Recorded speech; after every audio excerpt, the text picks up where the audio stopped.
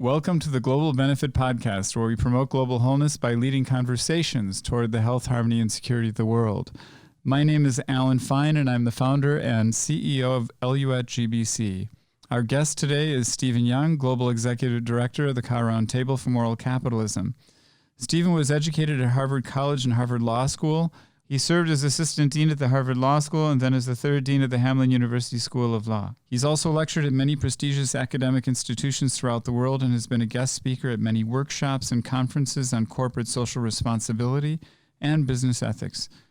He's been published in the Wall Street Journal, New York Times, and Washington Post, where he's authored numerous articles on these subjects. On top of that, Stephen has authored two very impactful and related books in association with what he's doing right now, Moral Capitalism and The Road to Moral Capitalism. These books serve as a guide to implement the Caux Roundtable ethical and social responsibility principles for business. In her 2008 book, The Difference Makers, Professor Sandra Waddock listed Young among the 23 persons who created the corporate social responsibility movement. Before we begin, media addiction is a major problem. Being responsible media creators, we recommend you take regular breaks from all media, including this show, to develop yourself and be an active participant in the world. Excessive media consumption will negatively impact your life, so please watch responsibly. Now let's get started. Maybe share with us a little bit about what the Caux Roundtable is all about. Well, Alan, it's kind of a long story. I'll try to make it short, but it came out of previous efforts. It was a network of business people who wanted to think more deeply about the outcomes. It's a current phrase, or the purposes is another way of thinking about it. A business, particularly business. So we're here talking about private property, private markets, capitalism, what individuals can do, what private markets do, matching up people, buyers and sellers of all kinds of goods and services. But this place, Caux, C-A-U-X, is a little hill station really in Switzerland above the town of Montreux, down from Geneva, maybe 1 hour by car. And it was a meeting place for many years. There's a big old hotel there called Mountain House. And importantly, it was used by a movement that was once fairly influential. It was called moral rearmament. It's kind of sort of faded away, I think, with the passage of generations. But they came to an understanding in the 1930s as they looked at the rise of fascism and communism, and they were afraid there was going to be a big war, that at bottom you need what you're doing. You need a moral foundation for wholeness and harmony among the human family. And they tried to do it through a kind of, I'm not quite sure, sort of simplified, if you will, Christianity, which they also saw as applying to everybody in the world. So it was one hand, it was kind of Christian, on the other hand, it was ecumenical. And they wanted core values of concern for others and honesty. And after World War II, they brought together at Mountain House in Caux, French and Germans to promote reconciliation between the French people and the German people, because they wanted to prevent more war in Europe. And this is very relevant to what's going on in our time, 2019, with this rise of populist nationalism. Mm-hmm. And their sense was it was the populist nationalism of the French versus the Germans, these two ethnic groups, these nations sort of going after each other, that had been the cause of many wars in Europe. So they wanted to create a set of common principles between French and Germans.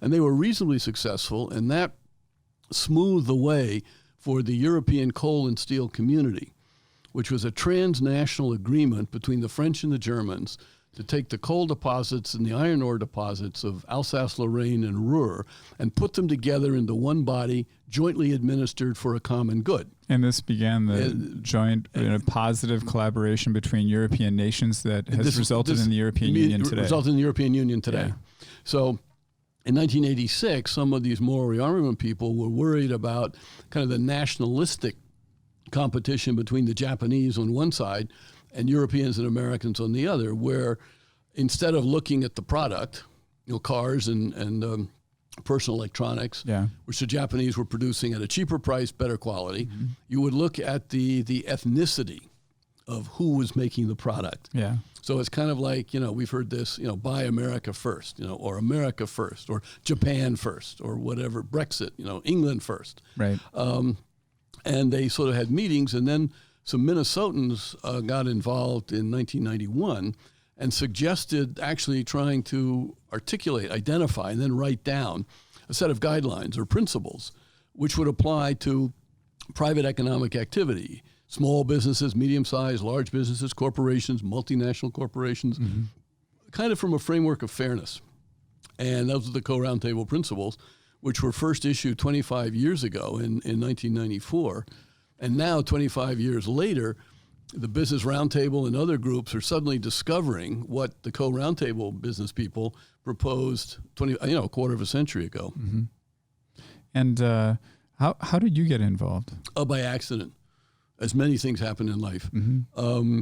I had gotten to know, well, there had been a fairly small but active chapter of the moral rearmament people here in Minnesota.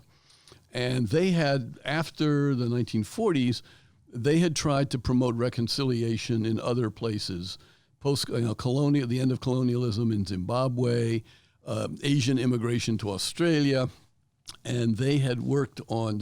Over the years they tried to do things between Israel and Palestine without much success, but they had a kind of project on Cambodia, killing fields in the 1980s, right? And I had been involved in Southeast Asia for a long time, and so I kind of got involved with them through their work with the Cambodian factions. And there was a fellow there, Mike Olson, who'd been the coordinator, really, for the Caux Roundtable, and he kind of brought me in to just sort of advise. And then he had some health issues and needed to step down, and so he and the then chair, Win Wallen, who had been the CEO and chairman of Medtronic here, asked me to sort of on a temporary basis, just could I step in and help organize a meeting in Singapore and some other things. And then Win asked me if I would be willing to do this full time. And at the time, I had a small law practice. I was consulting on various things. And you could say, well, $1 here and $1 there, it's the same thing. Right. But why not take the dollar from the person who is giving you the opportunity to stay in Minnesota, but worry about the world? Mm-hmm. Yeah, and the interesting part is, is thinking about why is Minnesota a focal point, even for the Caux Roundtable? Again, accident, but not necessarily an accident when we think back on what maybe now we have to say the old Minnesota. The Minnesota, first, the easiest things to say is of Hubert Humphrey and Harold Stassen, that generation. Where it was second nature to these people, and Orville Freeman and Walter Mondale and so many other Minnesotans, corporate leaders, that Minnesota was part of the world. It was a non-parochial attitude. Mm-hmm. And the other thing I think we've forgotten about is that ideas and moral principles have no geographical confines. Right. They apply everywhere.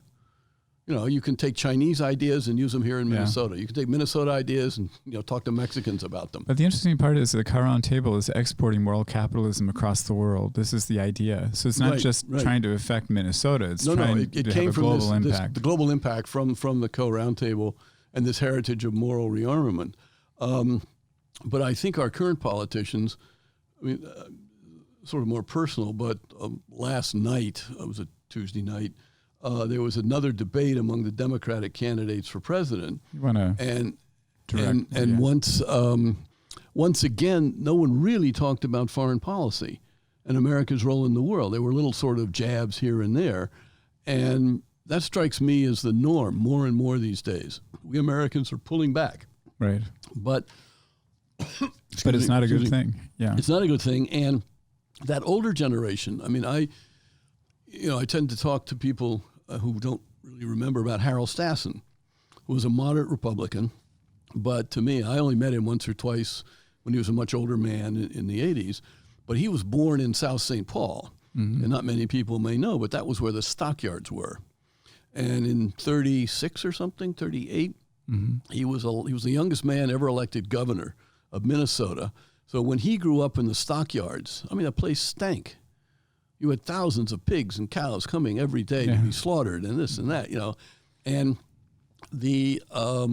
when World War II started, I think that the day of Pearl Harbor or something, he's a Republican. He resigns as governor, sends a telegram to the Democratic President of the United States, Franklin Roosevelt, saying, the country is at war, I am at your service. And then later on at the end of the war, Roosevelt, I don't quite know the details, but Roosevelt asked him to be one of the leading people setting up the United Nations. So here's this boy from the stockyards of South St. Paul who, in 45, 46, 47, is setting up a better way to restrain the powers of the world. Hubert Humphrey thought about, the Peace Corps and food for poor people and development. And they took this as second nature. As a matter of fact, one of your predecessors too, Bob McGregor, talked about how people like Old Man Dayton, who started the Dayton Hudson department store chain, which is now Target Corporation today, and Mr. Pillsbury and Mr. McMillan, and so on and so forth. These giants of Minnesota industry really had a tremendous social responsibility focus to what they were doing. They were very committed to community. And he was very much influenced by that, and it affected him a lot. He was not alone. And so it was both on the political and industrial side. I mean, in Minnesota, there was a great marriage between business and government. And usually it's talked about, I think here, Alan, in terms of charity and business contribution to art and nonprofits. I mean, Minnesota has a remarkable, for basically a rural state in the middle of the country. I mean, theaters, symphonies, the Institute of Arts, all kinds of things where wealth is created and then wealth is used for not just the benefit of the community, but in ways that build up social capital and human capital. Minnesotans have always cared about education, because education opens the mind, and education prepares you to do all kinds of things. So there's that sort of older Minnesota reason for wanting to participate personally in a better world. Interestingly enough, if you kind of look at Minnesota in terms of productivity, I believe we have 17 Fortune 500 companies in the state. And from what I understand, I believe that 25 states in the United States at least have one or less Fortune 500 companies. There are some states that you go into where you'll find, maybe one or two or three higher institutions of learning. And you can count them on one hand. In Minnesota, they're public and private. It's just an enormous number. Yeah, maybe 20 or more across a whole series of different dimensions of education. Right. The interesting thing is that Minnesota has, in essence, you could say, the factors of production and mass here, and it creates a very unique world in this particular state. I teach an international business class, and this semester when I was teaching it, we were talking about different types of economic unions, and at the highest form of an economic union, you go from free trade agreements to, customs unions to common markets, and political, to economic unions, which is the European Union, and then the political union, which is the United States. Most people don't really realize that the United States really is 50 countries, each with their own leadership, their own legislatures, who are developing their own destinies, but in coordination with one another, both politically and economically. And that's why oftentimes, when we look at different states, we wonder, well, why is one state so different from another? And it has to do with leadership and, from a business and governmental standpoint, and their collaborative abilities in that particular state, in combination with the resources and things like that they have. Minnesota's been very unique in being able to build that. What's interesting that we were talking about before also is just that we're experiencing this contraction in terms of nationalism throughout the world. And you can kind of see the reason for that happening right now because of the huge moral lapses that we've seen over the past 2 decades, one of which is the housing crisis in 2008, the Enron WorldCom fiasco and the dot-com bubble bursting, in the early 2000s. And what it's done is it's caused a lot of the people that are living in the middle class arena to have lost a tremendous amount of wealth, to have had stagnation in terms of wages. It's caused a lot of people to turn inward. And it was interesting when I was talking to my international business class, my students were asking me about what's wrong with a policy of trying to get rid of all of our trade deficits with other countries? And I basically told them, I said, it's been only, and, tell me if I'm wrong and tell me what you think about this. It's only been, 70 years, 75 years since World War II, which in some ways is a long time. But I guess it all depends on our age and what we think in terms of time frames. But literally, you look at World War I, World War II, here Europe ends up involving the world in two major wars. Tens of millions of people die, economic devastation, and so on and so forth. And after World War II, we see the General Agreement on Tariffs and Trade, the rise of the United Nations, these multilateral institutions that all of a sudden emerge in order to, in essence, I believe, to reduce conflict. And the U.S. is in a very strong economic position after World War II, which most of the European nations weren't, and most of Southeast Asia and so on and so forth weren't either. And we have the ability, not just through diplomacy, but through economic tools to have an effect on improving the state of the rest of the world. And we don't want to get in further wars. I mean, we look at the last 20 years and the war in Iraq and the war in Afghanistan and so on and so forth. Donald Trump right now is talking about how many trillions of dollars those wars cost. And we're experiencing that right now. But I think that after World War II, the U.S. realized we can't afford for the world to get in another major world war. And so the General Agreement on Tariffs and Trade was to try to build up the economic development of all these countries across the world. And the truth is that, while on one side we say, gosh, we've got to win every single time with regard, this is what you hear all the time. We've got to win with regard to all of our trade relationships with all these other countries. Oftentimes, some of our deficits may have been engineered for us to lose in order for us to win in the long run and for the world to win, in essence, to bring up the quality of life, of people across the world. So, when we help to facilitate trade with a country that's a developing country or an emerging country, we're helping them get on their feet. We're helping the people to live a better quality of life. And yes, it's costing us something, but in essence, we have foreign aid too that's costing us something as well. I think that most people don't realize that, in essence, the government has all kinds of different tools, tariffs, deficit spending, and different types of things that can be used to promote stability. Global stability. They can be used as foreign policy tools. And it's kind of an interesting concept, but it's almost like we're kind of losing track of this whole thing about how, if we have a painful area that, in some place in the world that's experiencing some dysfunction, that we can just ignore it and it'll just go away. And all we have to do is just contract and not pay attention to what's happening throughout the rest of the world. And a lot of countries today, because I think of these calamities that occurred from selfish capitalism, not moral capitalism, has contributed to this. Alan, you put a lot on the table for those who are listening and watching.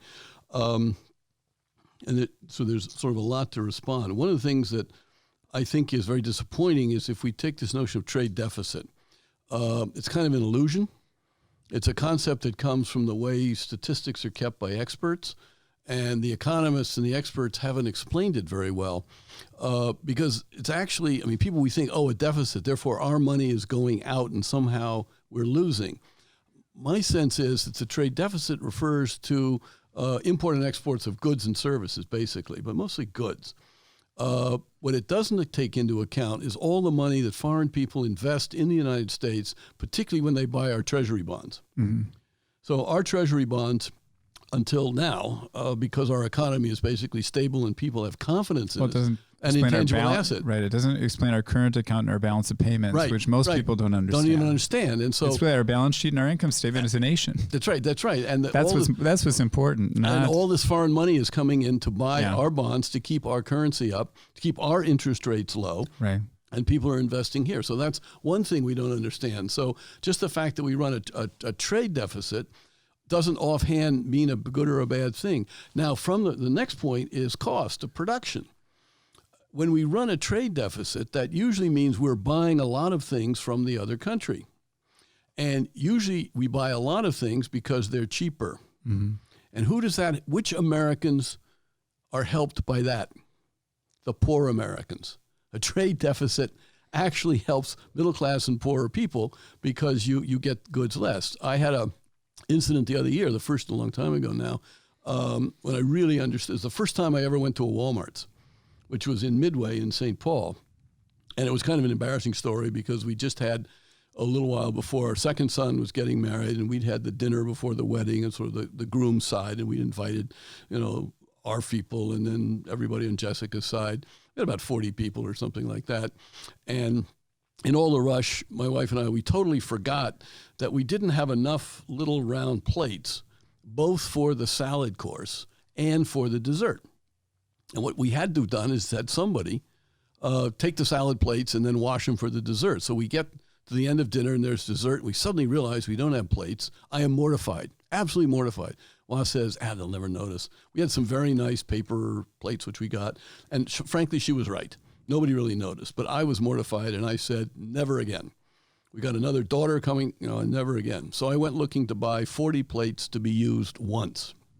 And I went to Target, and I found some, and they're like $2 each. And I'm thinking, why do I pay $2 each for a plate? And I saw out of the corner of my eye, over there was Walmart. So I said, I'll go check on Walmart. So walking through the parking lot, first thing I noticed, I'd never been to a Walmart before. And this is a time when people were complaining about Walmart destroying the mom and pop stores in small towns and keeping a lot of people in part-time pay so they didn't have to provide health care, and all of which was true. But then I'm walking the parking lot, I suddenly notice the cars in the parking lot. So I see a bunch of cars, this would have been, early 90s, I guess. Maybe mid-90s. A lot of vans, which I could recognize, they're rusted out, and they were for Hmong refugee families. Because a Hmong would have like 8 kids, so you'd need a big van. Then the next car would be a rundown, rusted out car with a Virgin of Guadalupe sticker on the back. So that's someone who's come up from Mexico. And then the next car over would be maybe a pickup truck, and it's got a rifle rack in the back window, and it's got a Confederate battle flag. Yeah. So that's your poor white, right? So I suddenly realized I'm not in the normal world of upper middle class, professors and lawyers and things in St. Paul. I'm in a different world, and this is not a wealthy world. And then I walk into Walmart, and I find the plates, and they were like 99 cents each, made in China, right? And I look around, and everything is cheap, and most of it's made in China. So that's theoretically export of jobs to China.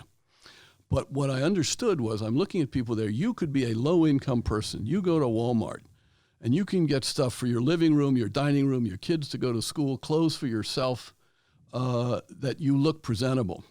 I remember as a kid growing up in Washington, D.C., you could spot people on the street and tell their social class.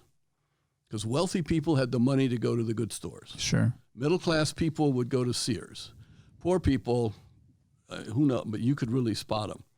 In most of America today, if you walk in downtown New York City or downtown Minneapolis, it's very hard to tell the income of somebody because what we are able to buy because it's cheap. Well, that's because cost of production is down. Now, what we've done a very poor job is refocusing and retraining our American employees. Rather than lower their wages so they make plates at 99 cents, we should be moving them on to, working with glass in a way that is some very special glass that's going to be used in high-tech industries. But I feel we've allowed our leadership to basically mischaracterize the world economy. Well, there's a whole series of complex variables. For example, just thinking about the idea of sunset industries. If we want to build our economies, we want to focus our labor force on emerging industries, and there are some sunset industries possibly making paper plates, for example, that we might want to extend to other countries that have lower labor costs, and they can take upon themselves those opportunities. There's interesting theories in association with the shifts of business models on a global basis. That most people don't understand, but it's sort of a natural progression. The truth is we live in a global society, and we we aren't living in isolation inside of our own countries. So there's some interesting and relevant dynamics that I think we'll continue discussing after we take a 5-minute break. So, and we encourage our listeners also to take a 5-minute break.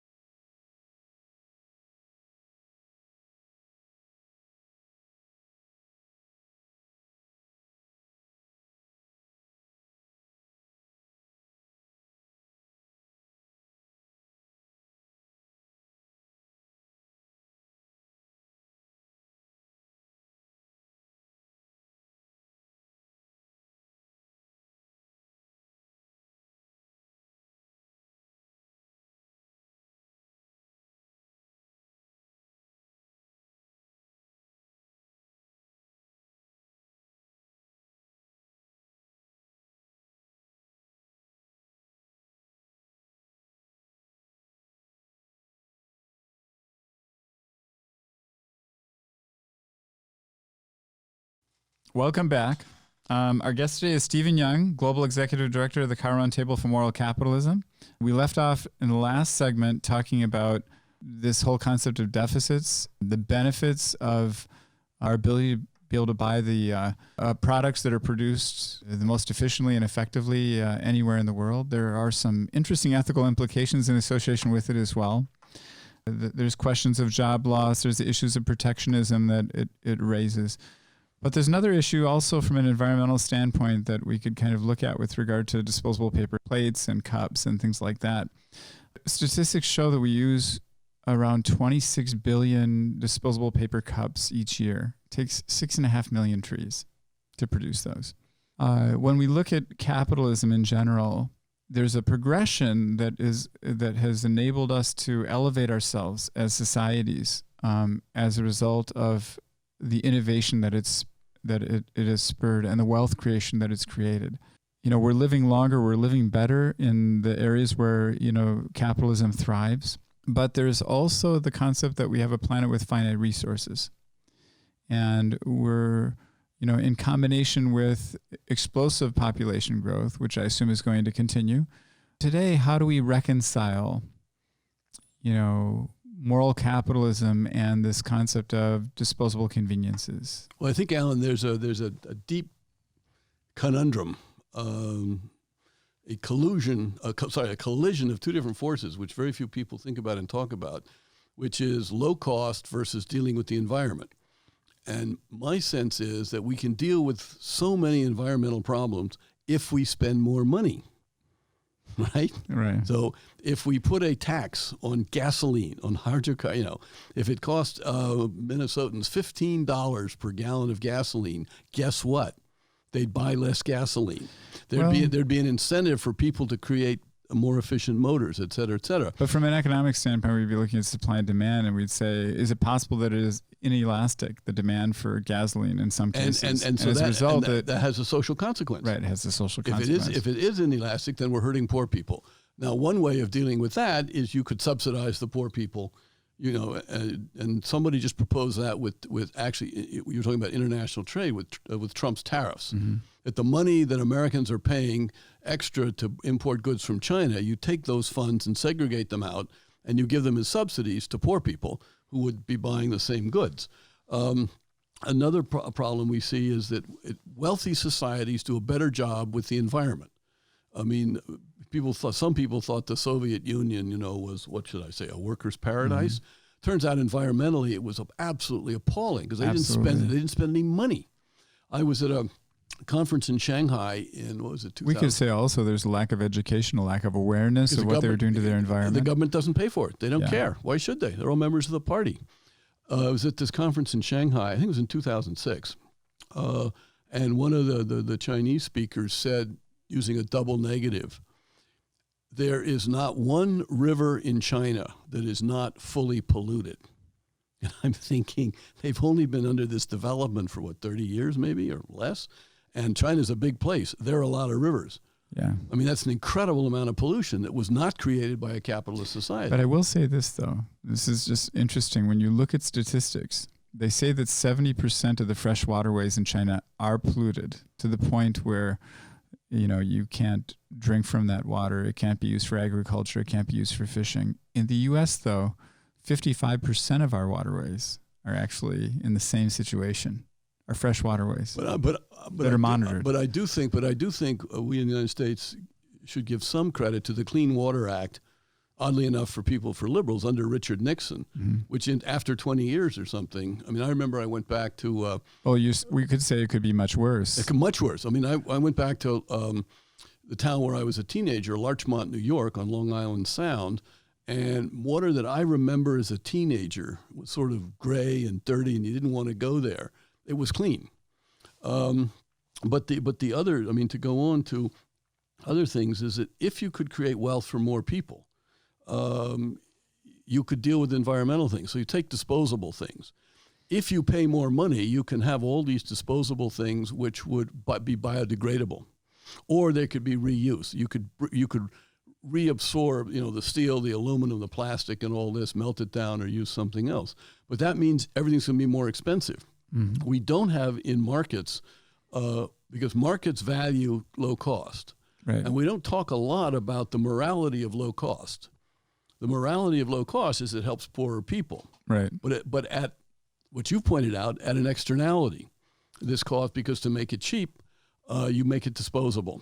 And you make it out of stuff like the plastic bags or this or that are harmful to the environment when they're created, and they're harmful to the environment when we just get rid of them. Closer to when we that, get rid of them.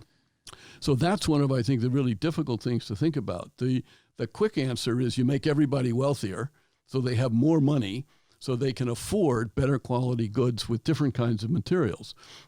On two other things, though, the truth is, and this is something we all have to face, is that as human beings, we need to consume in order to survive. So there is a certain dimension of that we need to understand. The interesting part, but how much do we? This is another point, a moral point. One of the big critiques of capitalism, I don't think it's really a critique of capitalism as a system. I think it's a critique of the industrial age and modernity, which is a critique of materialism. That unlike our ancestors in hunter-gatherer societies or Europe in the 900s, we have an ability to make an incredible amount of stuff. Do we really need all this stuff? But we now have a system, a feedback system, where you've got to make the stuff. I buy it so you can have a salary, so your wife can go out and buy more stuff. And if all of a sudden we say, no, let's cut our consumption of stuff in half. Let's become more spiritually alive people, and instead of having 16 men's suits, which people don't wear so much anymore in America, have 2. Well, it's sort of like these cups. I mean, you walk into a house and you find 2 people living there, and they've got 30 of these or something. You say, why do they need to have 30? How do you know what's in my pantry? Yes, exactly. Yeah. You know, because you see, and you have a perfectly good cup, and then you go to some place, or our temptation is the art crawl in St. Paul. Mm-hmm. You go to the art crawl in St. Paul, and there's some potter there who's got a really nice new cup. We don't need that new cup, but you can rationalize. Well, here's a very nice artist, a potter, and it's only $10, and we can help the potter. But we don't really need that cup. So this ends up lending a lot of interesting questions, though, to the whole idea of the potential need or the need for a change in culture, but also a need for a change in the dynamic of how we produce value and what that value means and our perception of value. Because right now we live in a society that's very materialistic, and it's a very materialistic focus of you build wealth that enables you to buy more material goods, and that connotates success. So this brings up some interesting issues. We were talking before about the Pope, and is it his latest encyclical? Laudato Si is about a year or 2 ago or something. Right. But he has other messages, but the encyclical is Laudato Si, yes. And he talks about the importance of trying to make the world a home for all of humanity. And it's in response to a lot of the major environmental calamities that we see that are emerging, but also a lot of the human rights issues that are being impacted by that as well all around the world. On the other side, there's the United Nations 17 Sustainable Development Goals. And, we've had discussions about that. It seems like those goals are also established to direct us into a new dimensional perspective of thinking for the future. Maybe you could talk a little bit about that with our listeners. So, I think what does they say? One page of history is worth 1,000 of interpretation, or something like that. But if we go back and we look at the role of the United Nations dealing for the human family on various levels, I mean, as you were saying earlier, part of the UN Charter is we shouldn't have any wars. So there are these various structures to try to bring nations together through peaceful resolution of disputes and don't start wars. Then there's the Economic and Social Council, which was founded on the grounds that many of the forces for war arise from jealousy, from poverty, from ethnic distinctions, and if everybody could live better off, if living standards were rising, there'd be less pressure to go to war because people would be more happy, more satisfied. And I think it was 2000, then Secretary General Kofi Annan came up with the Millennium Development Goals, 2000 to 2015, which were focused on poverty of the poorest people, and he was responding to the protests of the late 90s against globalization, which were protesting a number of different things. That, but yeah. one of them was that globalization favors the rich and hurts the poor, and it was a simplistic concept, sort of paralleling simplistic Marxism, that somehow money and wealth and assets were being taken from poor countries and they're being shifted over to wealthy countries. And so there's a kind of extraction of a surplus and exploitation. But actually, I thought if you looked at it, globalization is helping poor countries too, because it's transferring jobs over there. It's better education, technology. I mean, you can go all over the world now and people have cell phones. And sometimes the cell phones are powered by, there's no wires to the village. And they're powered by solar right. power or something like that. Or by tower. They have towers. Or they have and some things towers. Like that. So, yeah. But so the technology brought by companies can leapfrog over poverty. But so Kofi Annan had these Millennium Development Goals, ended in 2015. But I would say, though, in association with the whole poverty issue, though, statistics show that there are the 9 wealthiest people in the world have more wealth than the bottom 4 billion. There is, in some societies, and we've traveled. We're both well traveled. There are countries that you can go to where you find there is, a wealthy oligarchy and then a mass population that is kept poor through government policy, oftentimes, and cronyism. Yeah, where the developments, where economic market developments are designed to help your friends, not to reach out. So if you're a small person and you want to build a company, it's very hard to do it unless you marry the daughter of some local potentate or the son of a local potentate. But C.K. Prahlad speaks about how there's, I think, 4 billion people that are in the bottom of the pyramid living on less than $2 a day. It creates a tremendous market opportunity if you can find opportunities to engage those. Which circles back to cost, because right. You've got to find something that they can afford. I think one of the most successful companies that's done that under the leadership of Paul Pullman is Unilever, mm-hmm. where for poor people in India, somehow they were able to make very small size packets of dishwashing liquid or soap or things like that. But somehow, even though that the bottle may be a 1 ounce bottle as opposed to a 16 ounce bottle, you still got to pay for that 1 ounce of plastic and things like this. So again, the economists, what was the dreary science it used to be called? Mm-hmm. Because there are these realities that you can't wish away, or you have to get subsidies. And who's going to subsidize? Are some consumers buying goods at a higher price than necessary from a company?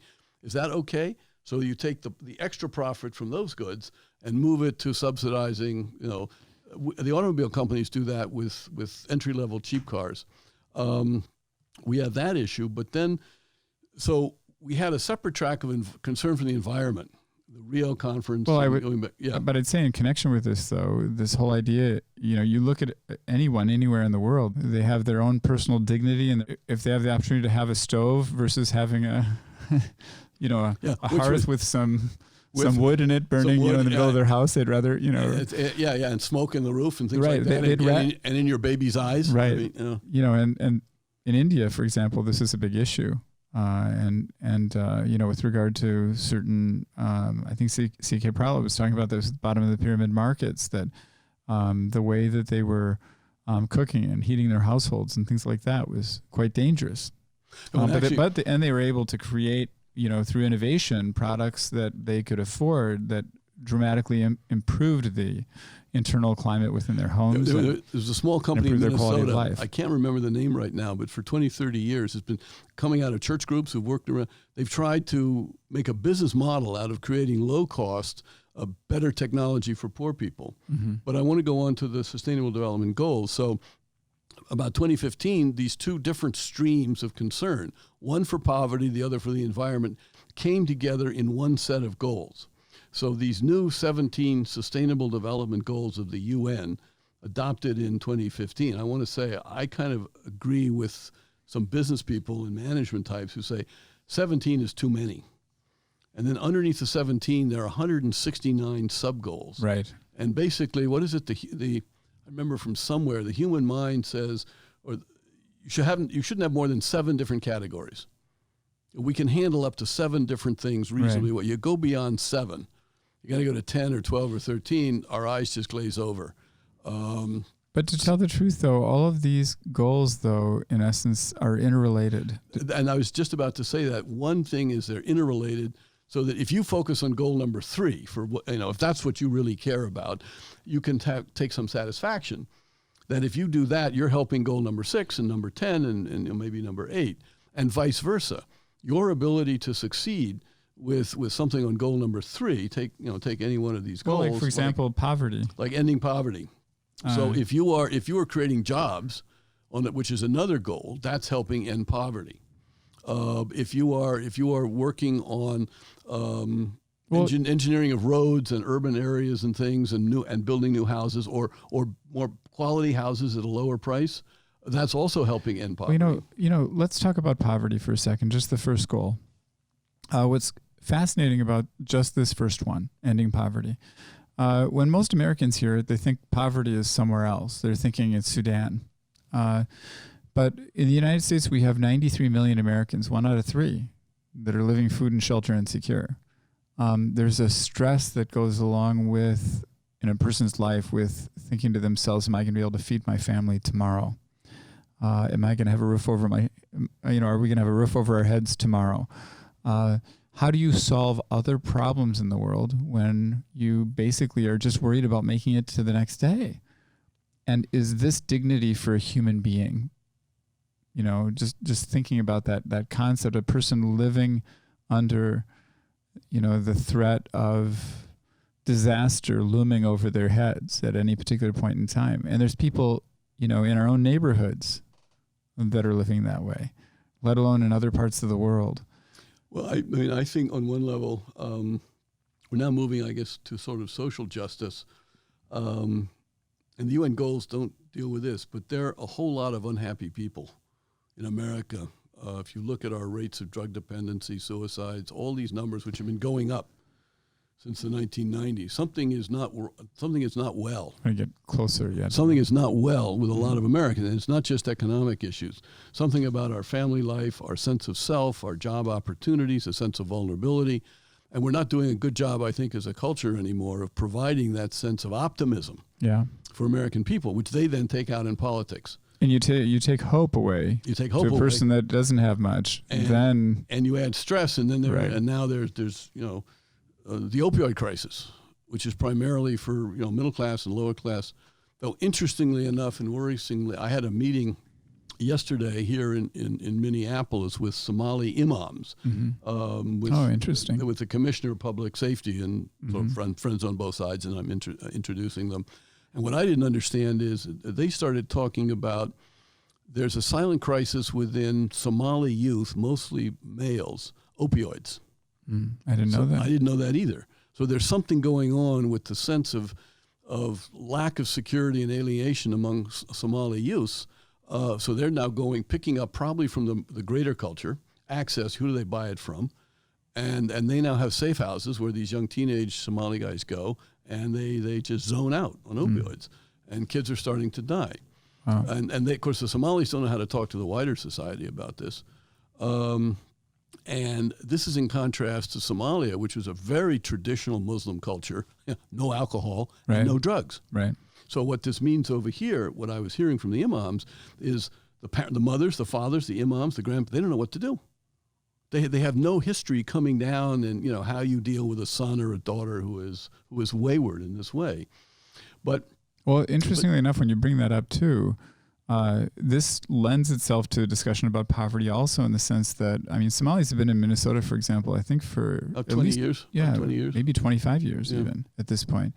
But there's a certain stigma associated with the community that probably affects their ability to get jobs. There's issues with regard to helping them to integrate into society and develop businesses and build wealth for themselves.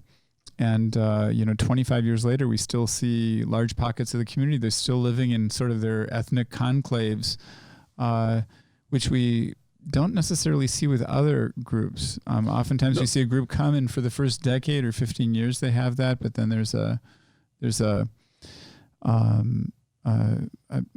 diffusion or into the rest of society. They start moving into the rest of society. Now with identity politics, it's hard to know what word to use correctly, but it was an old process of generational assimilation. I mean, I think every group that came here, I mean, the first generation, after the the Irish Catholics, first generation of Irish Catholics were very Irish and very Catholic. By the time you got to the fifth generation, they'd intermarried. They were pretty much secular. You had lawyers and doctors and college professors. But we might be isolated. We might be, outside of the Somali community, isolating the Somali community and keeping them poor. Here, I think that we have, with the identity politics, we've gotten ourselves into a mode where we can isolate. And I think that's one of the very negative downsides of identity politics. We put you in a box. And I was beginning to pick this up from some of the imams yesterday. And it saddened me, but it didn't surprise me, that they've had no help from outsiders about how to assimilate. They become like a poster child for white privilege or something. Right. Well, how does that help them? Unlike the Hmong, I was very close to the Hmong, very similar, pre-literate people. Mm-hmm. Somalis at least have the elite. They can read Arabic. They have to study the Quran. The Hmong had no written script. They're pre-literate. They came over here, and now 40 years later, they've adjusted very well. But back then, there was kind of like a conscious process of the American assimilation, where people, police, educators, others, found that would reach out to the Hmong and say, okay, here's kind of the, for your kids and your grandkids.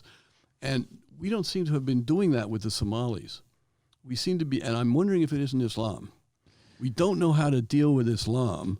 And these are very tribal people, so we're more comfortable just kind of leaving them in the public housing project. It might also be, if we kind of look over the last decade, that there's been an inward turn too, where people in general have just been turning inward towards trying to just figure out how to survive and prosper themselves, and they don't venture out into seeing what's happening in these communities, and it's a big issue. Well, anyway. Why don't we take a 5-minute break, and we'll encourage our listeners to do that as well, and we'll be back to continue discussing this UN Sustainable Development Goal on ending poverty.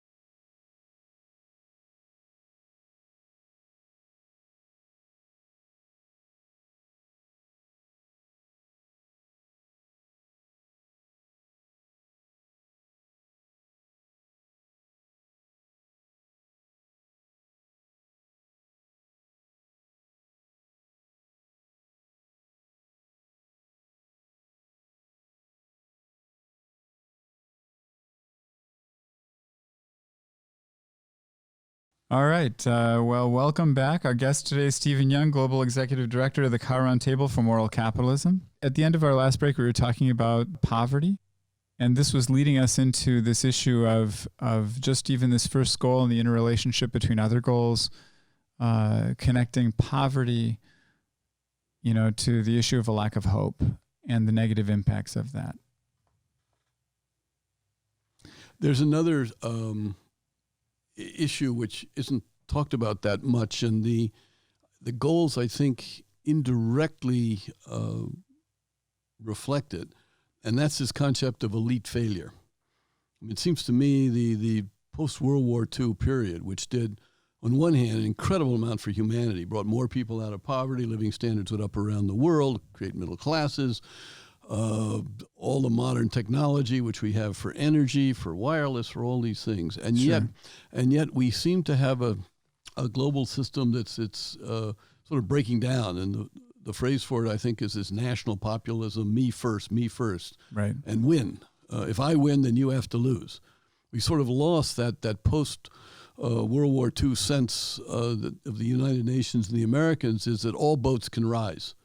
Maybe some a little faster than others, but all are rising. That it's a shared prosperity. It's a shared world. But when elites fail, then people lose hope. People lose confidence. They don't know who to trust. Now, some people will talk about, when we talk about someone winning, we're talking about a zero-sum game. We are, yes. But when we're talking about all boats rising, some people could say, well, that's communism. Because everybody? No, because communism failed. Right. Basically, under communism, anywhere, or Soviet Union or Mao's China, no boats rose, basically. I mean, the government may have, and then some of the cadres were able to, but even the wealthiest Chinese under Mao had terrible diets. This lends an interesting question. Do all boats need to rise equally? That is a very interesting question. And then that gets to the question of when does the difference between the slowly rising boats and the fast rising boats become too far apart? But another factor in poverty, which the goals don't address, which we got involved, the Caux Roundtable got involved with a friend of ours, Raymond Baker, a number of years ago. Raymond had been a businessman in Nigeria, and he'd worked on other things, and he noticed before anybody else that the elites of poor countries, they send out of their countries more money than business and aid bring in. It's like $1 trillion a year. Over 20 years, that's like $20 trillion. This is globally. This is moved out of the poorest countries in the world.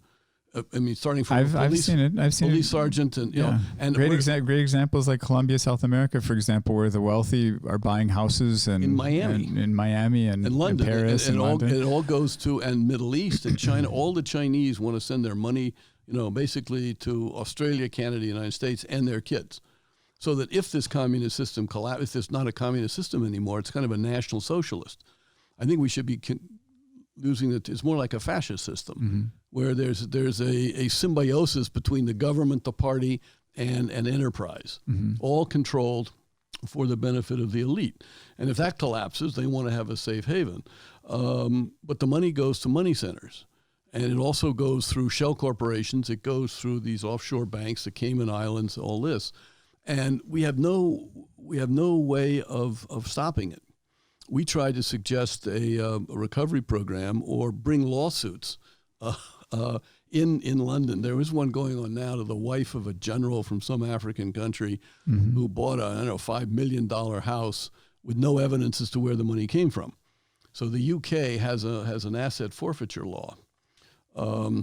There was another case brought by the Department of Justice, which is kind of our Department of Justice here, which is sort of drifted away and evaporated, against the son of the dictator of Equatorial Guinea, who bought vast properties in Southern California, and Michael Jackson's, his famous glove from what was the record Thriller or something, right? And the guy doesn't have a job. So the question is, where does all this money come from? Well, something interesting too. When we talked earlier in the broadcast today, we were talking about how, the forerunners, the pioneers of Minnesota industry and politics, the Humphreys, the Orville Freemans, the Miles Lords, the Pillsburys, the Dayton family, these different big families and things like that had such a social focus. In one of our previous discussions, we talked about how Milton Friedman's philosophy, that's now 50 years old, focusing business enterprise on shareholder value and not stakeholder value or not broader societal value. In essence, sort of disengage the common business enterprise from feeling a responsibility beyond earning a profit. And now that's somewhat is in the beginning process of being dismantled. Well, there's all of a sudden there's like there's a realization we need to go back. A sea change that there is more profit in all senses in the long run if you take care of lots more people, your stakeholders. So there are two things there, I think, Alan, at work. One is profit in various ways, and also in the long run. Right. But a lot of people, particularly in modern social media culture, we have no conception of the long run. I mean, the long run is like tomorrow, and even that's too far away. I'm joking a little bit, but not much. Yeah. It's right now. And how many emails do you get from somebody, and then 2 minutes later they email you again saying, I haven't heard back from you. Right. And you say, I'm in a meeting, or I'm reading a book, and people get annoyed. It's not, and if everything is immediate, then there's no sense of the past. So you don't learn from the past. There's really very little sense of other people. You get them on their tweets and things like that. You don't have real conversations with people, and there's no concern for the future. And this is becoming a global culture.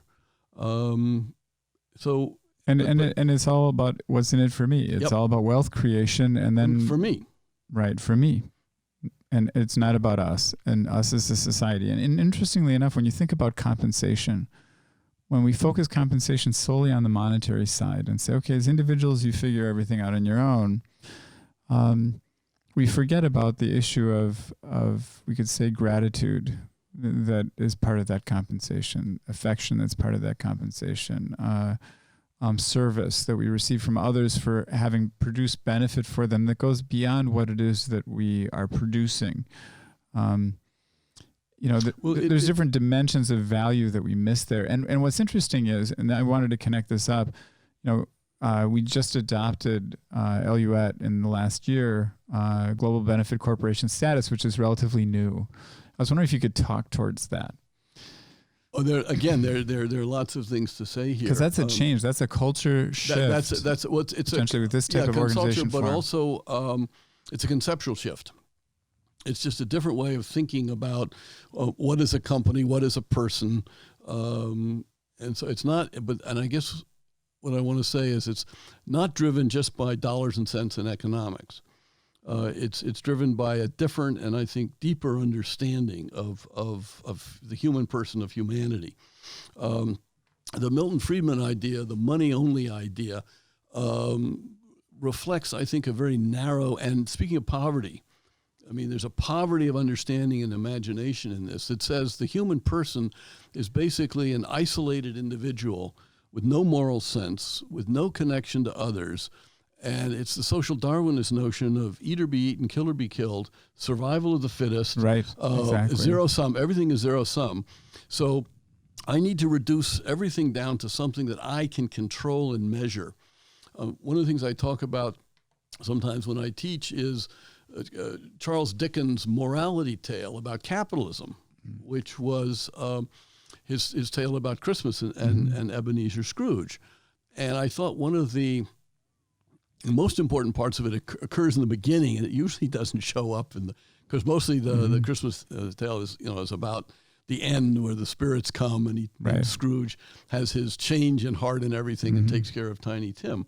But I remember in the beginning of the story when Scrooge is a young businessman and he's starting out and he's very successful and he's starting to make a lot of money and he's got a chest of gold or something like that. And then he runs into a young girl. Beautiful young girl, and he kind of likes her, and and she kind of likes him, which is the odd point. But then she confronts him and says, "Ebenezer, you have to make a choice. Basically, it's either the gold or me." And for the girl, I think she's the symbol of a family, of other people, of being part of community. And apparently Ebenezer goes, eeny, meeny, miny, mo, and says, I'll take the gold. So he chooses the thing that he can control, keep under his own autocratic, willful control, and he ends up being a miserable person. But if we rethink really the science of human persons, the anthropology of it, we've got a lot of new thinking about neuroscience and evolutionary biology that forces you to conclude that we are social creatures. Homo sapiens only made it this far because we have social interaction with people. And that's what we have to honor, and that's social capital and human capital. Or in my book, Familiar Place, I basically say we are human, individual, social beings, that we are individual and that we all want to self-actualize, but we are social, and we can't disconnect that from ourselves. That's our reason for being. If we can't share our value production with others, it becomes I like worthless. The ultimatum game, the trust experiment with Paul Zak measuring oxytocin in the blood, which is that oxytocin is a hormone and a neurotransmitter, mammalian for females. Apparently its evolutionary role was to make sure the mother in a mammalian creature, which gives birth, gives live birth, that the mother is willing to nurse and take care of the babies. So what it does apparently is it makes a mother feel good when you nurse them. Well, men have it too. All of us as human beings do. And when we trust people and they trust us, our body releases more oxytocin and we feel better. So people who have no trust, if they're deeply mistrustful, they have low levels of oxytocin, they're miserable. Yeah.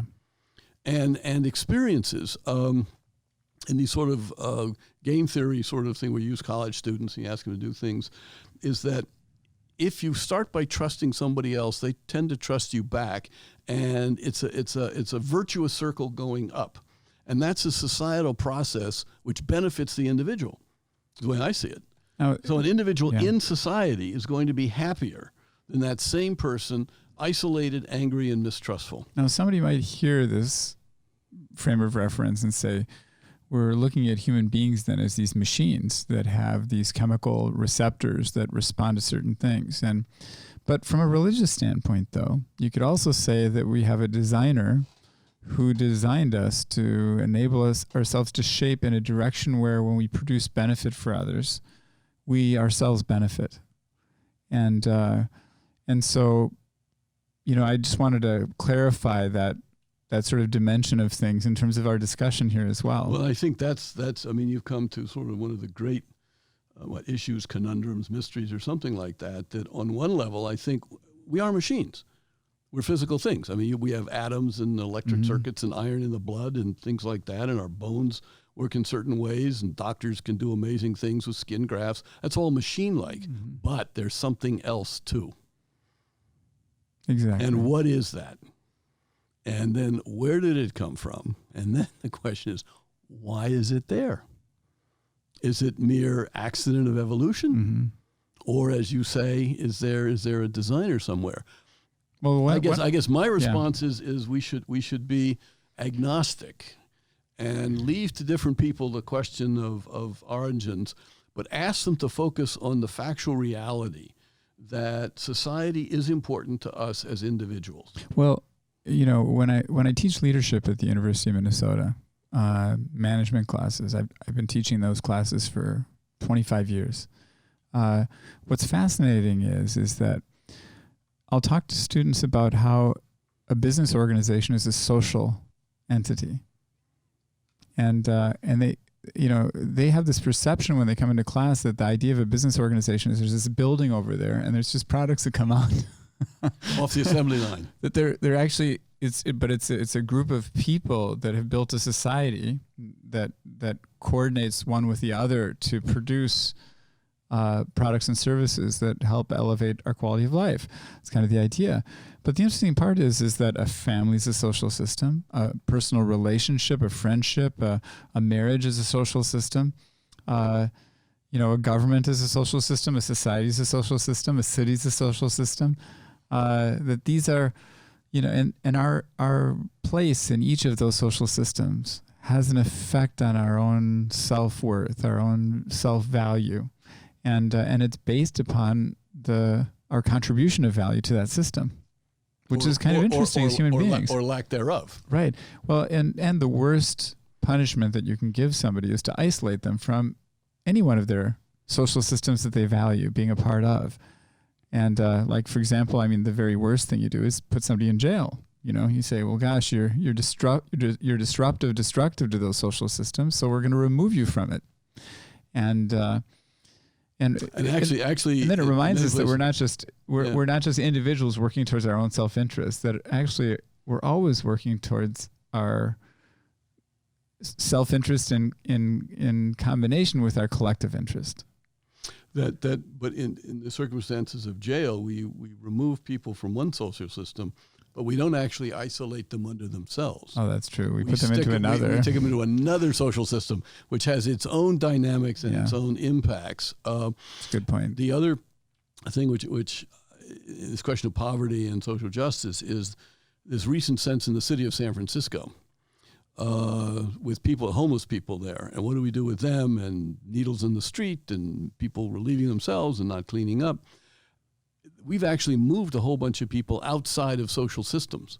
It's my sense. My son lives there, and we visit there, and you see, and these people are outside of a social. Yeah, they can go to a clinic and get their drugs, and they can go get their money and this and that. Well, but they really have been excluded and left on their own. Well, I will say this: it's interesting. In Minneapolis, I'll bike to the university when I go to teach there, and I'll bike down the Greenway, and underneath the bridges in the Greenway, I see homeless living there. But as I'm biking by, I really don't see them very close. But one day, my son and I and my daughter, we went to Trader Joe's and we bought a bunch of food and walked down the Greenway and walked up to these people and started giving them food. And what we found was the people were physically very sick, most of them. It was hard for them to move. They were, they look like, some of them looked like they hadn't eaten in days. And, part of society says, well, we want to be gentle with them, or we're just going to leave them out, in these areas under these bridges and stuff and let them fend for themselves. And they'll, and we're being humanitarian. But from what I saw, I saw people that were really suffering. Oh, and nobody was helping them. One of the things I've been talking with a friend of mine, and it's sort of in human history across cultures and across religions, is a phenomenon of elites. Is when they perceive themselves to be elites with political power, social status, economic advantage, one of the first things they do is build walls. Right. As you were saying earlier, it's for me. Yeah, this is for us. And we should say this is both a Republican and a Democratic issue. It's an issue of all of those. All of humanity. I mean, the aristocrats in Bourbon, France, the Communist Party elite in China today. Yeah. You don't get a chance to live in their housing zones or their housing units. But on poverty, this thing comes back. Yeah. Years ago, I was co-chair of a group here in Minneapolis, a study group looking at early childhood education and the importance of early childhood education. And we were sitting, and there was the speaker at that session was really going poverty. Poverty is the cause of a lot of things, and kids not. If we want kids to do well, we have to deal with poverty. And where they were really going was welfare payments, entitlements. Just give parents and these kids money, and then and therefore subsidize early childhood education. And I noticed to my right, sitting down to my right, was an older woman who'd been a member of the committee, and she was looking down at the table in front of herself, thinking to herself. I mean, she was sort of, she'd cut herself off from the group, and there was an expression on her face, and something just moved me, and I said, whatever her name was, I think, Michelle, do you have anything you want to contribute? And so she started to talk without looking up. She said, well, we're talking about poverty, and I remember growing up in Duluth, Minnesota, in the Depression. We were poor. Right, was like one pair of boots I had to share with my brothers and sisters. There was one winter coat. Dad couldn't get a job. He'd do part-time things. A mom would have to ration a loaf of bread. And then she said, and then she ticked off what I think there were maybe 4 or 5 siblings, where they were. I mean, I've done this. My brother's a lawyer, and the sister's a doctor, and this person is this. And her point was, there is something to the human spirit more than just the material. And I think where she was going was through her parents, that even though, yeah, they were poor. I mean, and they were terribly poor, but somehow the mother and father in the church or whatever the group was able to instill in these kids hope that you talked about earlier. In a sense, don't give up. Yeah, times are tough, but you are, whatever, Jesse Jackson used to say, you are somebody, hang in there. And oftentimes I think when we talk of social policy and government policy or homeless people, we overlook that dimension. Materialistic poverty is one thing, but hey, what are you going to do? Can you sing? Can you dance? Can you do this? Can you do that? Are you a carpenter? Well, actually, this brings up a really interesting question that I think we'll talk about after the break. Okay. All right. So let's take a 5-minute break and we'll be right back.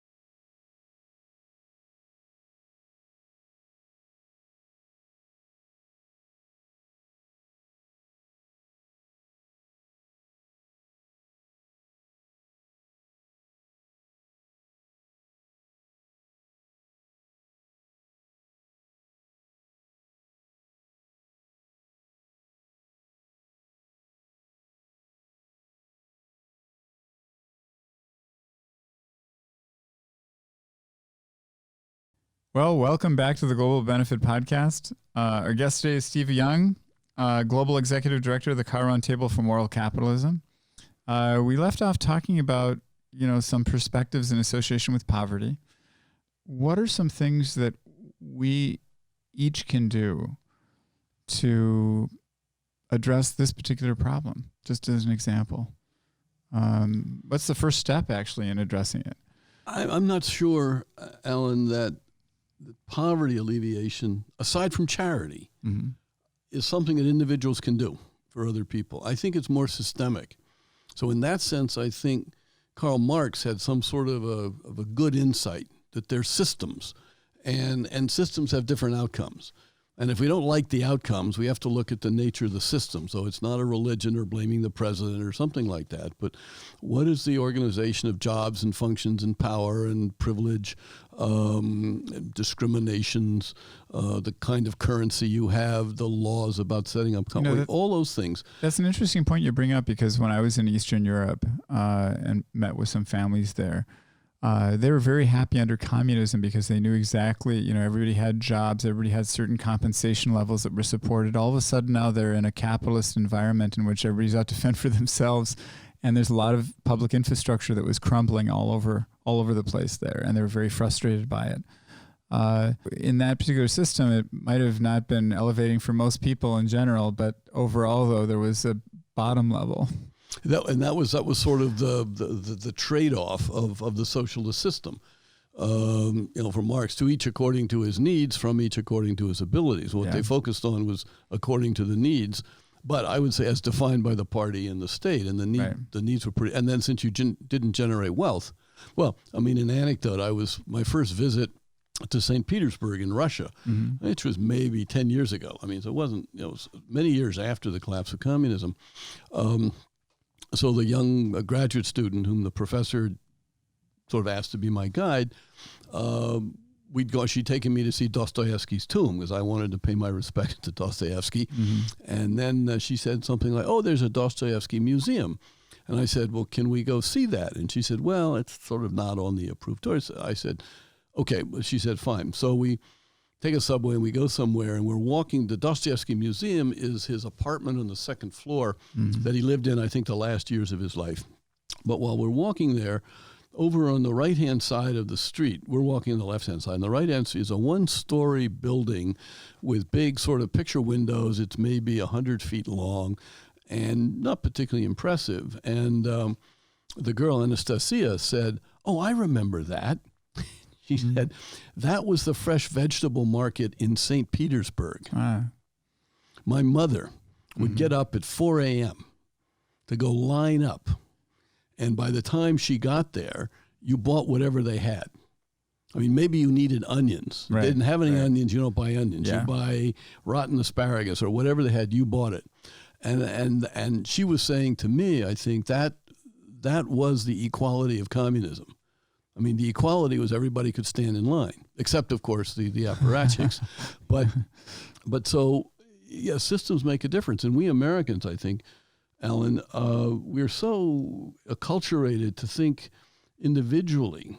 We don't think well about systems and structures.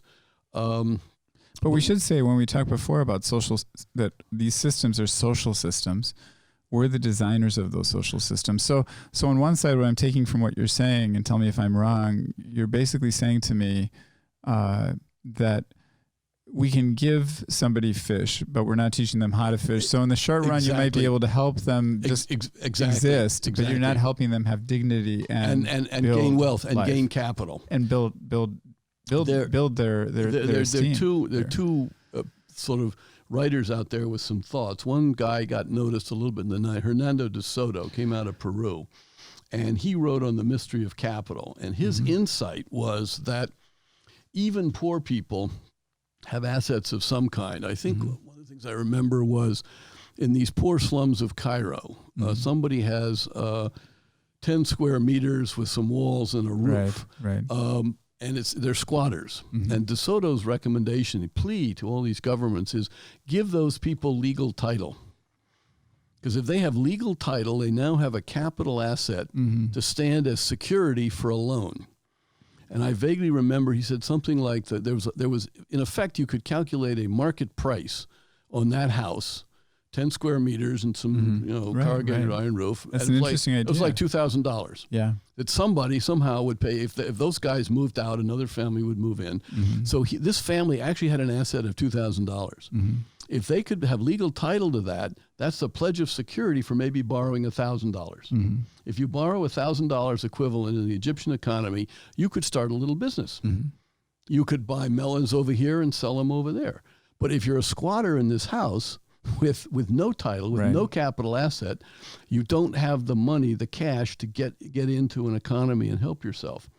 The other one is a couple of guys, Ernie Kelso and actually Mortimer Adler, wrote a book in the 1950s, which got blown off by all the senior economists, where they had this insight. They weren't professional economists. They had this insight that with the Industrial Revolution, people who had legal title to capital, in those days it was machines and factories, right, they're always going to make more money than people whose only title was to their labor. Mm-hmm. And so what we needed to do was to capitalize labor. So like you could no one's really figured out how to do it, except you could give people shares of stock.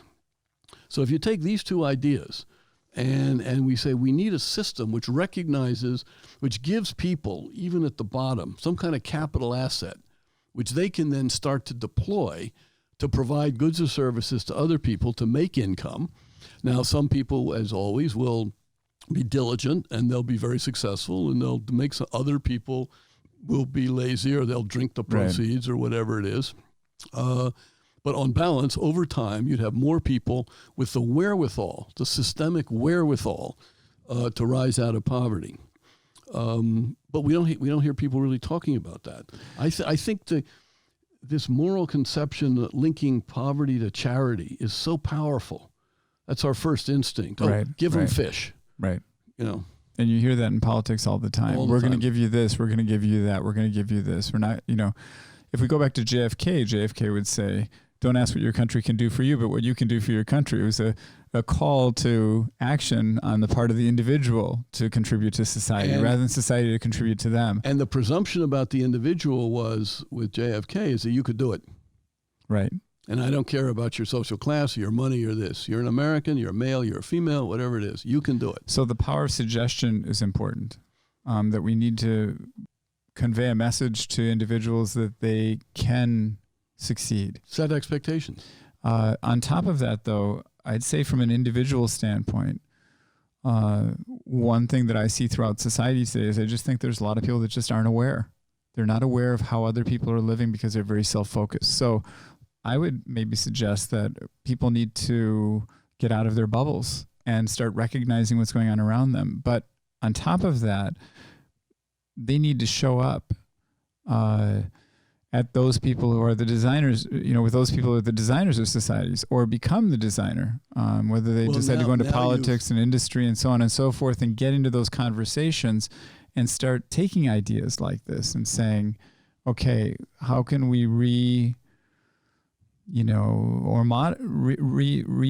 or modify our existing design to be able to address these issues? Because one thing that I think about when we talk about, okay, it's a systemic issue, it automatically becomes, okay, that's somebody else's problem rather than our problem. And it becomes, something then people say, well, I can't do anything about that. So therefore. The other thing is you've gone on, I think, and again, a lot of people in the elite are not talking about this, which is the negative consequences of a elite of experts, which is that we turn things over to other people. Oh, well, I'm not an expert in that, so, I don't have any competence. Why should I show up? Right. And then the whole notion that this is a scientifically based, industrial-based age in science disempowers people. Because you've got to have the right degree, you've got to do this. And then what all the credential people do is they set up bureaucracies. And one bureaucracy will not work with another bureaucracy. And we also know there's sort of like an iron law bureaucracy that it becomes self-serving. Well, what's fascinating for me is just the idea of thinking about that a society is something that we design. And if we design it, we can change it. most people, I believe, they're born into a society and they just think, here's the rules. Well, I've got to go and do these things in order to conform to the rules. And if I don't conform to these rules, I'm not going to succeed. But they never question the rules. Well, because I think there's good scholarship, good thinking about that, mostly 19th century, is that social systems need a culture. Mm-hmm. They need to legitimate themselves. And I agree. They need a culture. And the culture is usually the legitimation, which is religion, ideology, which, it depends on, as I think about it. Or you can say in generic terms, values, beliefs, norms. Yeah. Values, beliefs, norms, which interact with interests. Mm-hmm. So if you have an interest, you're probably more open to values and beliefs, which rationalize your entitlement to that interest. Mm-hmm. And what do you do with your kids? You basically tend to raise your kids with those values and say, yes, you're the son of a duke, and therefore you're going to be a duke, and so you got to keep the peasants in order. Or you're an American, and this is what American should be. This is what a Minnesotan is. Right. This is what a Russian is, or a Chinese. Right. So it should be, as a joke about the communists, no surprise, comrade, that most people do grow up with certain conventional wisdoms, certain things that they just assume as to what's right, what's wrong, and most of these are kind of self-serving. Mm-hmm. I mean, they mostly create an argument that we deserve to have, we deserve what we have, we deserve to be this. The downside on that, though, are we have with other communities, we in America have a very tough problem, is if the conventions actually make you into a victim. So then, why do anything? Mm-hmm. I have no hope. There's no hierarchy for me to move up on. So it's an interesting question of what, do we say to somebody you're entitled, or do we say to somebody we're not going to let you fail? How do we, it's interesting. Our messaging is powerful. And you're right, when you get back to this whole concept of early childhood development, and what are those messages we give children early on that causes them to frame their existence in association with those messages. Exactly. Very powerful. And to the and to what extent are we self-conscious about it? I think a lot of scholars, and certainly people on the left, would argue that Marx, the opiate of the people, that we're not self-conscious, or the lumpen proletariat. I'll say something kind of interesting. My son was actually showing me these Miyazaki films. I don't know if you've heard of those. Yeah, I've heard of them. He's a Japanese animator who's made these just tremendous movies. But my son ended up asking me questions about, the Disney movies that I've grown up with. And the Disney movies that I've grown up with, basically I'm not sure if I'm doing justice to this, but the woman is always a damsel in distress who has to be saved by somebody. So a woman watching these films, as much as they're supposedly entertaining, maybe they frame themselves as, I've got to be a princess and get saved by some perfect person who has a, unlimited wealth and a castle and so on and so forth. But on the other side, there's other messages in those films. For example, somebody who is evil must be destroyed. That everybody at the end of every Disney film that's an enemy ends up getting destroyed. Happy endings. Well, but the happy ending is that the villain is eliminated. The bad loses and the good wins. Right. Yeah, but the interesting part is Miyazaki. Morality tales. Yeah. Miyazaki in his films, though, have these kids that are little girls that are empowered to be strong. Villains that end up finding, in many cases, the source of their hurt or pain or issue that they need to address, and then reconciling those That's very things. Buddhist. That's very Buddhist. Yeah. Well, the interesting part about it, though, is that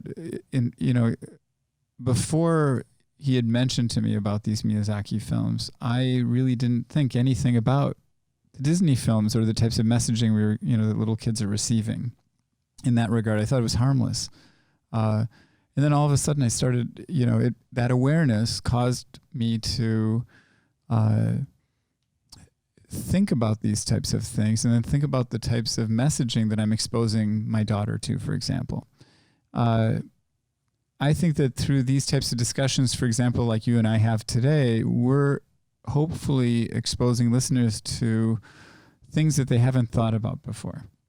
And raising questions that maybe we're not going to come up with all the answers here, but we're raising questions about certain dynamics that if we have enough people listening who are thinking to themselves, I'm now thinking differently about all of this. My perspective is broadened. They can lend to a better system. Yeah, the great socialist Max design Weber. Of a better system, yeah. The great Max Weber had a very, very powerful, insightful, I think, true, and once pretty well known, but now education is so sort of thin. He had this thesis called The Protestant Ethic and the Spirit of Capitalism, where he noticed that capitalism is this kind of system arose in only 3 countries, which was the Netherlands, England, and Scotland, and their colonies in North America. New York, Boston, right. New Haven, Connecticut. That's about it. And so he noticed that. I mean, capitalism didn't start in Italy. I mean, they had banks and things, but they didn't have capitalism. It didn't start in Spain. Didn't start in any of the Catholic countries. Didn't start in China. Didn't start in the Middle East. It started in 3 cultures who shared one thing: Calvinism. Oh, interesting. They were all Calvinist Protestants. So he thought. So that's his correlation, which I don't think anybody has questioned. He drove the Marxists up the wall because they have no place for values and beliefs. Everything has to be this, the economic structure. But values and beliefs are structures too, right? But so then Weber started to sort of try to say, what was it about Calvinism in terms of its specific beliefs, which would cause these behaviors of hard work, savings, honesty, frugality, all this kind of stuff. And I think other scholars after him have said, well, he didn't quite get Calvinism right.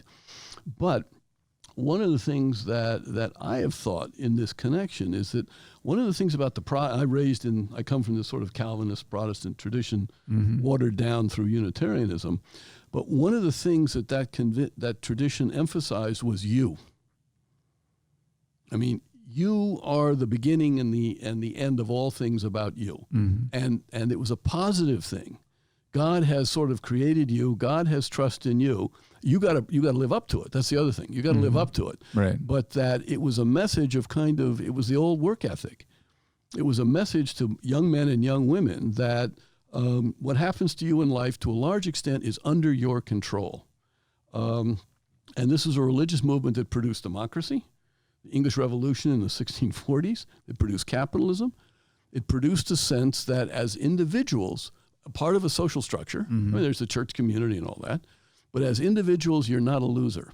Oh, unless you refuse to deal with your sin, that Christian Protestant thing, that we're all sinful, but there's this other side of the hopeful mess. I mean, the dark side is if you don't deal with it, you're going to go to hell. Right? The good side of it is you can deal with it, and you should deal with it, and we expect you to deal with it.